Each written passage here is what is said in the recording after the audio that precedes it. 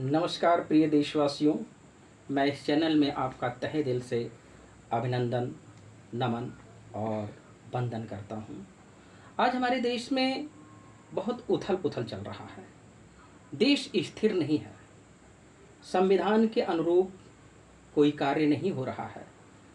आज हमारी देश की जनता के अंदर असंतोष भरा हुआ है। तमाम ऐसे उदाहरण एग्जाम्पल देखने को मिल रहे हैं जो ये बताते हैं कि संविधान के खिलाफ कार्य हो रहे हैं। पहला मुद्दा है महंगाई का। महंगाई चरम सीमा पर है। हर वस्तुओं पे जीएसटी लगा दी गई है। वस्तुओं के दाम आसमान छू रहे हैं। जो आम चीज़ें हैं जनता के लिए, जैसे गेहूँ, चावल, दाल, आटा, दवाइयाँ, सब पर जीएसटी लगाया गया है। आम जनता के पहुँच से बाहर हो चुकी है, असहनीय हो चुका है। दूसरा मुद्दा है रोजगार। आज हमारे देश के युवाओं में असंतोष है। वैकेंसियां ठप पड़ी हैं। देश का शिक्षित नौजवान तैयारी करते करते उसकी उम्र बीतती चली जा रही है। आखिर ये कब तक चलेगा? शिक्षा, कहा जाता है शिक्षा जीवन का आधार होता है। नई शिक्षा नीति में आरक्षण को खत्म कर दिया गया है। आरक्षण पर किसी तरह का मेंशन, उल्लेख नहीं किया गया वहाँ पर। कोरोना काल का कहर आपने देखा ही था। कोरोना काल एक ऐसा विभत्स रूप था जो जिंदगी की तस्वीर को बर्बाद कर दिया था।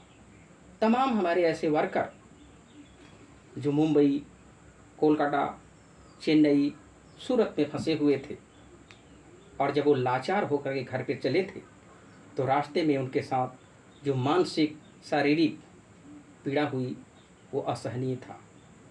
कितने लोगों की ज़िंदगी चली गई, कितनी माँ बहनें विधवा हो गई, कितने बच्चे अनाथ हो गए। अपने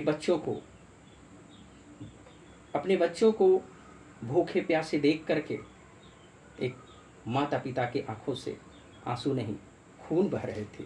फिर भी देश के अगुआ कहते हैं विकास हो रहा है। हर तरफ विनाश हो रहा है।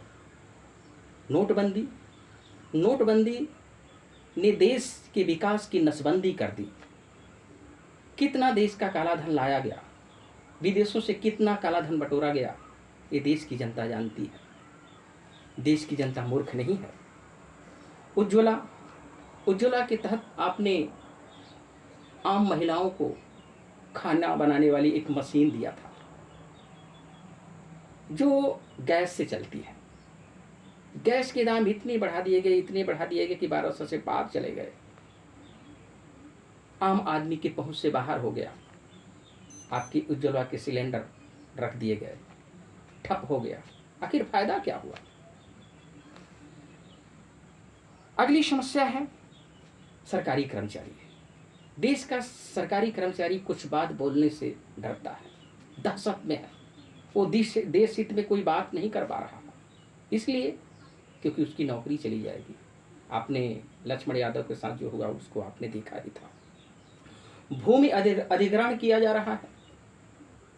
किसानों को उचित दाम नहीं मिल पा रहा है। उनकी ज़मीनें चली जा रही हैं, सरकारें पैसा नहीं दे रही हैं। आखिर ये अन्याय कब तक चलेगा? डॉक्टर भीमराव अंबेडकर के सपनों का ये देश नहीं है। डॉक्टर भीमराव अंबेडकर ने जो वैज्ञानिक तरीके से देश के विकास का सपना सजोया था, वो सपना पूरा होता नजर नहीं आ रहा है। कोलंबिया यूनिवर्सिटी में 250 साल के इतिहास में 2004 में जब 100 विद्वानों की सूची निकाली गई और उस 100 सूची को जब शॉर्ट लिस्टेड किया गया, 10 लोगों को चुना गया जब, तो उसमें डॉक्टर भीमराव अंबेडकर का नाम पहले स्थान पर लिखा गया था। हम धन्यवाद देना चाहते हैं उस कोलंबिया यूनिवर्सिटी के सदस्यों को जिन्होंने यह सूची बनाई।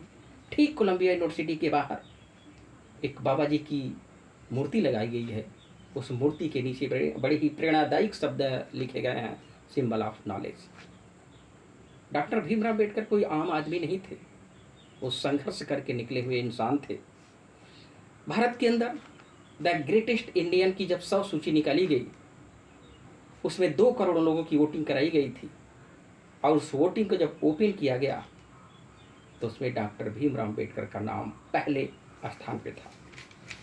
मैं डॉक्टर भीमराव अम्बेडकर को धन्यवाद देना चाहता हूँ इस अपनी रचना संविधान के गुणगान के माध्यम से, जिसको मैंने लिखा है। अपनी खून की स्याही से संविधान की रचना की है, हम झुकने नहीं देंगे, हम मिटने नहीं देंगे, यह जान से प्यारा है, संविधान हमारा है।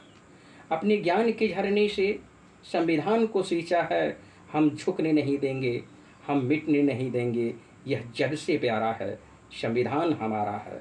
अपने ज्ञान के सागर से संविधान की रचना की है, हम टूटने नहीं देंगे, हम मिटने नहीं देंगे, यह ताज हमारा है, संविधान हमारा है। अपने ज्ञान की गगरी से संविधान की रचना की है, हम गिरने नहीं देंगे, हम मरने नहीं देंगे, यह इतिहास हमारा है, संविधान हमारा है। अपने ज्ञान की गरिमा से संविधान की रचना की है, हम रुकने नहीं देंगे, हम गिरने नहीं देंगे, यह अधिकार हमारा है, यह संविधान हमारा है। अपने खून पसीने से संविधान की रचना की है, हम झुकने नहीं देंगे, हम मिटने नहीं देंगे, यह शान हमारा है, संविधान हमारा है। हम महायुद्ध कर देंगे जो इसको छुएगा, हम आग लगा देंगे जो इसको तोड़ेगा।